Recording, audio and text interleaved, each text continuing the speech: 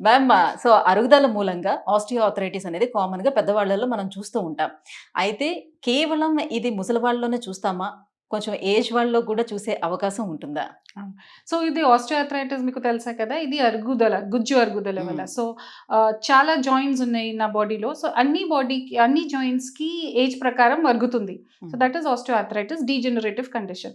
దాంట్లో అన్ని జాయింట్స్‌లో మోకాల్ is the most common. హుహు. బికాజ్ మోకాల్ జాయింట్‌లోనే వి వాక్ అండ్ అన్ని బరువు దాని వెయిట్ మీద పడుతుంది. పడుతుంది కదా! అవును. సో, దానివల్లనే నీ జాయింట్ గుజ్జు ఫాస్ట్‌గా అరుగుతుంది.